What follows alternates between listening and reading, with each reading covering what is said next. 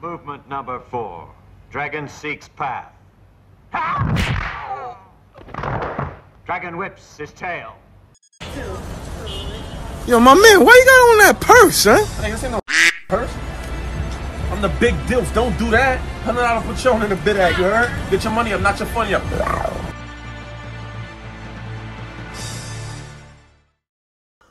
Grrr, MUNFU podcast. Money up, no funny up, dummy. Profit. Prodega making paper till the sun goes down. Prodega 3,000. Prodega 3 stacks. My son over here. I don't even know what son. I didn't even know, son. I was just letting you do your thing, man. I'm flashing my piece. That's all. Hey, man, I just gotta let y'all know it's MUNFU or nothing. You know what I mean? It's MUNFU. You know what I mean? That's what we doing, yeah. We got big heat for just like you. If you ain't growling, you wildin'. All right. All right. So this is basically going to be our final MUNFU predictions, final pre-talks before what's it called? Body drop, my bad. So after this, the next time you see us, Body will be out. Whether or not we've seen it yet will be, that's another thing because... It's a little debatable. Yeah, they're playing in only select, and only like the biggest markets like New York, Denver, freaking West, LA, so it's not going to be in Lincoln, Nebraska, and I don't think it's going to be. Yeah, so anyway. I'm going to start this off. Probably ain't seen the Breakfast Club interview yet, so I'm going to just get that out of the way. I'm going to just basically tell you about it and say, like, how I felt about it. I think it was, honestly, it's funny because as the Body movie goes on, the more and more I shed my fear. Here's the thing. If you are a fan of battle rap, nigga, this Body movie has been a thing for like 2 years. Yeah. I know a lot of people are just now hearing it, but when they were picking battle rappers out to go film it, it was a big thing in battle rap. I remember when they didn't pick certain battle rappers and they were getting roasted in battles. So this is something that literally I've been watching from when battle rappers got the announcement, like, oh, there's going to be a battle rap movie, Eminem's producing it, and we're going to be in it, to now. And here's the thing about battle rap, hip-hop. The two things that I love the most in entertainment are battle rap and hip-hop. Some days, I don't, like, and if you ask me, obviously you love, like, the music more. I don't know, honestly. I don't know. It goes between, it's like Pac and Big sometimes. It goes between, but those are the two amalgamations of the things that I love the most. So, what all I wanted was battle rap to be represented right. Yeah. Well, I said it in the MUNFU that we did. I want battle rap to be represented as it's represented and not just be a joke. And that's what kind of scared me with it being a joke. But after the Breakfast Club interview, because what they talked about the most was about how it is really battling offense culture, cancel culture. It's really about talking about why are we offended about this. Okay, if y'all don't know, and even sometimes, I'm a movie nerd. I'm a snob. I treat movies like I treat rap. Like, that's why there's certain movies people like. A super weirdo with movies. Yeah, there's certain movies that people like, and like, oh, just one of the movies you shut your brain over. Like, I'm not that kind of guy. Like, if a movie is stupid, like if a scary movie has too many stupid choices, I can't watch it. I just cannot watch it because I will ruin the movie for everybody else. Because I'm just gonna be sitting there the whole time, like, really? You didn't do this? This is what you were gonna do? There's nothing more annoying than watching a movie like, bruh, that's just doesn't make sense at all. Like, they're just like more annoying than watching a movie knowing that they did something so the movie could keep happening. So they could reach an hour. It's like, bruh, this movie would have been 20 seconds. But anyway, so what I was afraid of the most, when I first saw the first trailer of Bodied, and I'm not talking about the Red Band trailer, I'm talking about the trailer that came out years ago with Disaster killing that one kid in the battle. And then he steps on his glasses and puts them back up on his head. When I first saw that, I was okay, cool, this might be a little thing. Started hearing more and more about it. I got kind of scared. Because I was like, this is paying more attention to the jokes than it is battle rap. And I feel like right now is such a moment. Because they took this and did something with it that I had never even thought of. I was like, I just thought it would make a really good battle rap movie. But then they were talking about, no, this is going to be answering offense culture. And I'm like, wow.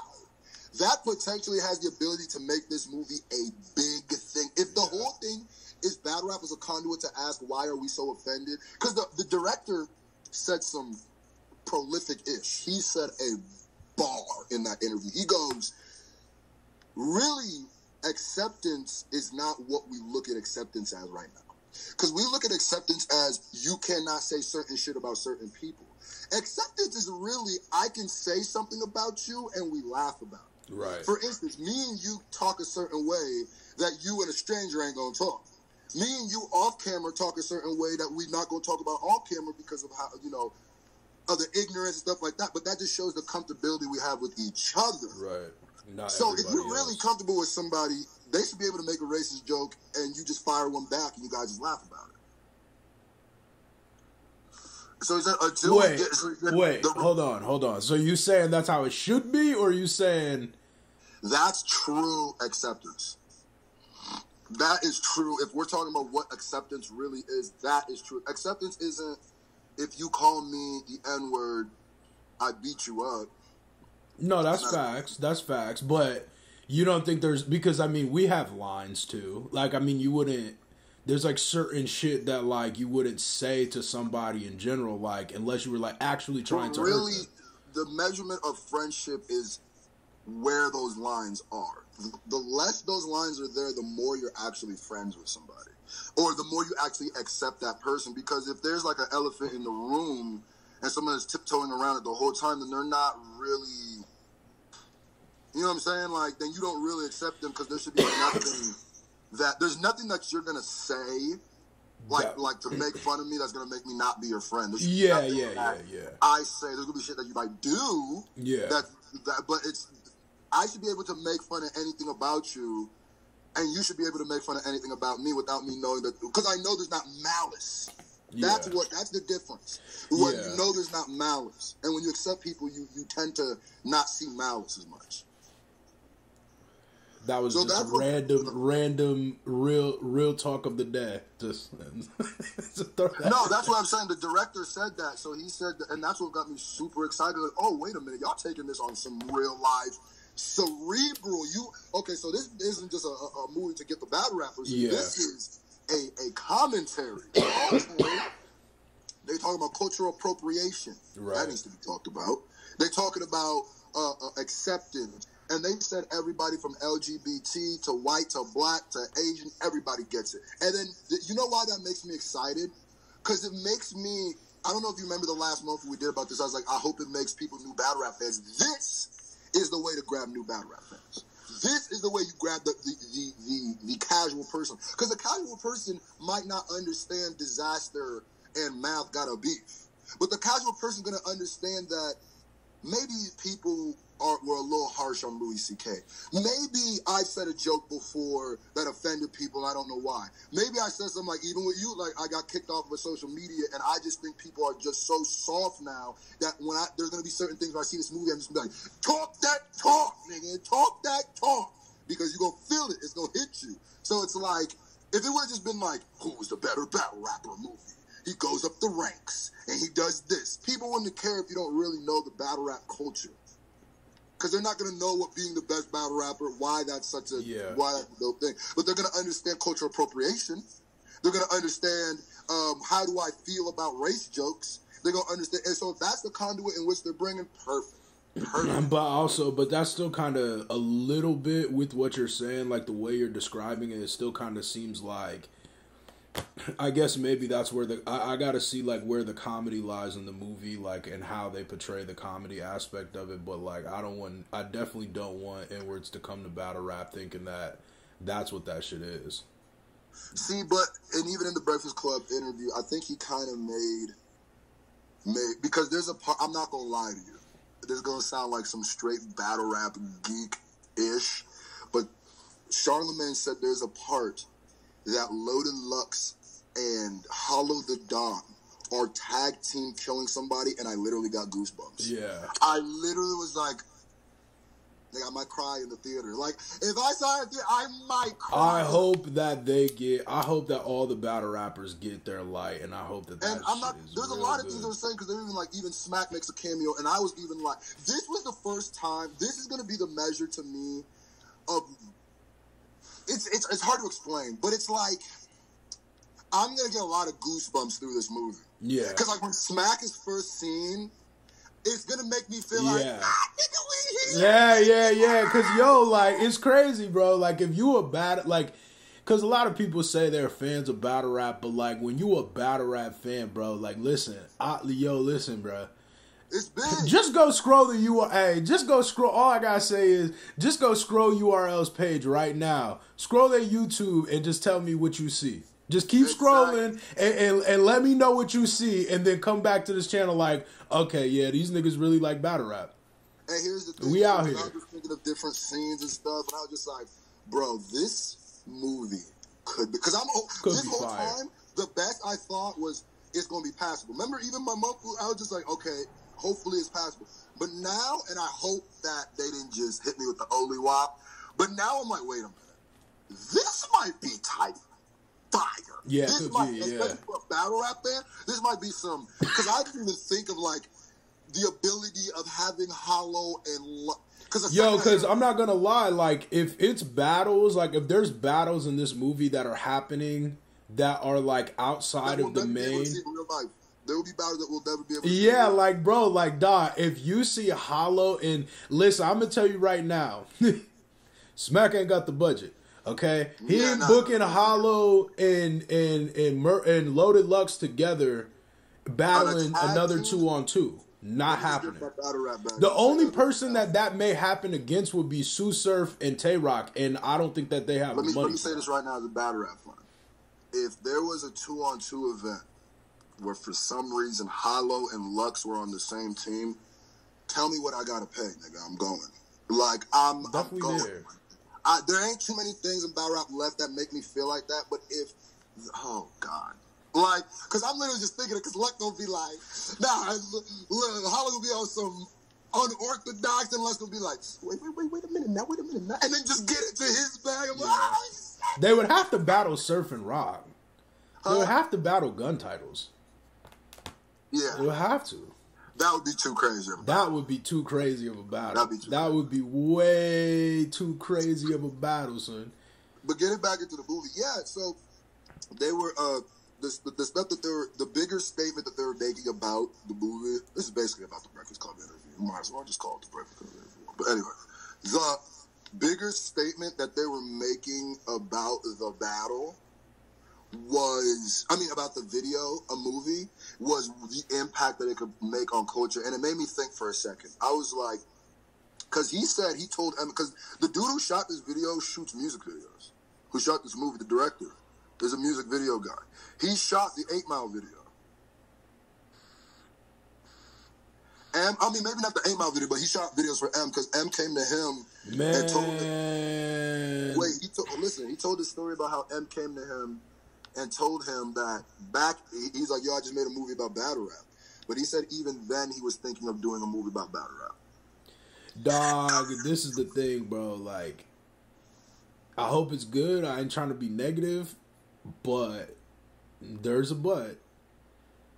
I just don't know, like, I hope he proves me wrong, is what I'm going to say. I hope that he proves me wrong, because every time that I see that these music video N-words are shooting movies, they don't come out that good.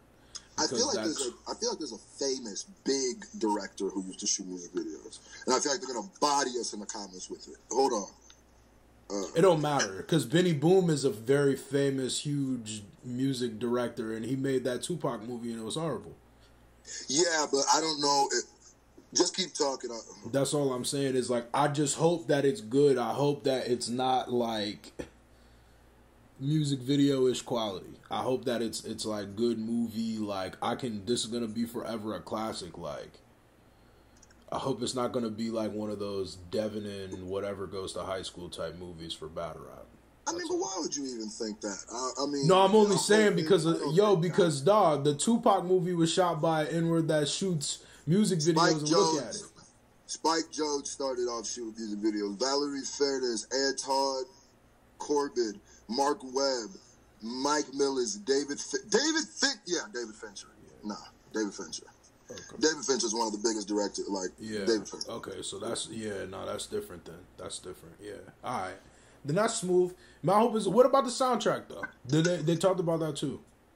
Not really. Who talked about the soundtrack? You said you listened about the. Oh yeah, I mean, I was gonna say we might as well just make this the Breakfast Club one because it's mad. I mean, relevant to what's going on. I mean, but the album comes out too though. So what is the difference?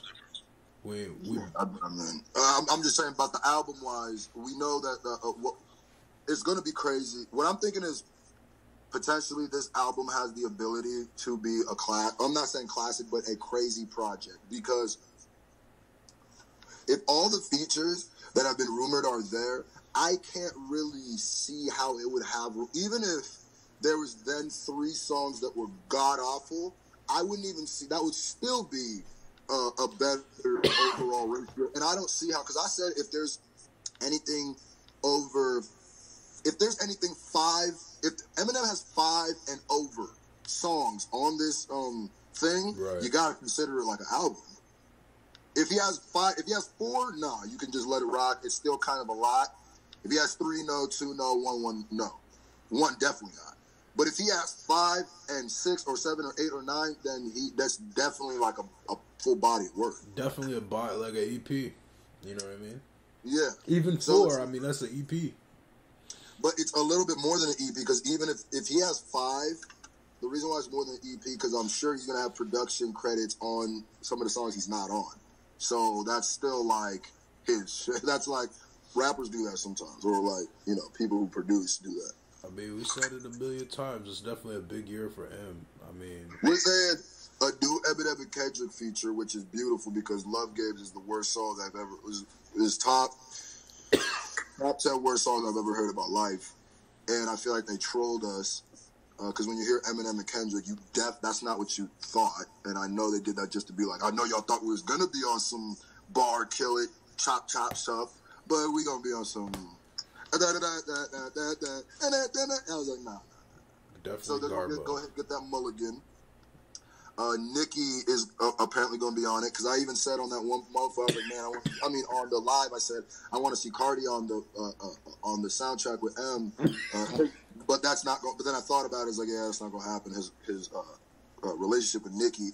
But this Body soundtrack is basically the chance where you're going to see a lot of features with people he like. I think maybe you won't necessarily see him features with, but then again, like Anderson .Paak, I think that might be a good song too. There's rumors of that. Well, if Dre is on it and Anderson .Paak is on it, I wonder if they'll do a song together. I hope Dre is producing a lot. Me too. I'm keeping it a buck. Doing what he does. I hope Dre's producing. Because people act like Dre wasn't basically producing Good Kid, Mad City, and after that, he wasn't. And that's my favorite Kendrick everything. Yeah. Like, I think Dre is still that new when it comes to production. I don't think, maybe he's not necessarily making the beats anymore, but he still has the ear. He still knows how to paint the aesthetic, like, use this flow, don't say this here, do this beat, chorus should go like this a little bit. Fact. He knows what's right and what's wrong. He knows how to put it together. That's a fact. And I think even, like, the word of him co-sign, like, his co-sign is still his co-sign. Even if you're Eminem. Like, I'm telling you, the only way M could probably drop a bigger thing is if they came out and say Dre was producing the entire project. Yeah, like if Kamikaze went crazy, Kamikaze went platinum quick, Kamikaze sold Wild Records surprise album, but if they would have said Kamikaze came out and it was produced strictly by Dr. Dre, bruh, that and we album, get a picture of Dr. just Dre. let me tell you right now, that album would have literally, people would have instantly been like, yo, this is a classic album. I mean, people already did that. That's what I'm saying. Like, people already thought that Kamikaze is an instant classic, and then that might be a whole nother MUNFU. Does Dre have, like, Dr. Dre's legacy? Does Dre have any, like, misses? Yeah, he does. There was like a little second, and it was like before. There was somebody that put in the comments. Sorry to interrupt you, but there was somebody that put in the comments like 3 or 4 people that he co-signed that weren't big at all, and I was like, yeah, that's. I bet you they're all around that era right after he left Death Row. He was talking about. They said. They definitely said Anderson too, but I was like, Anderson's not big. Yeah, no, like I had kind of thought that, but then like after I saw that comment, I actually started like looking him up more, and I was like, yeah, I feel like Anderson just caters to a different group of people because he's getting wild views, like wild. And he's getting wild looks. Views. Anderson is very big. Whoever said that is not paying attention just because he's not like in the ciphers. No, Anderson is definitely very big. He's definitely like, I mean, yeah, he's very up there, bro.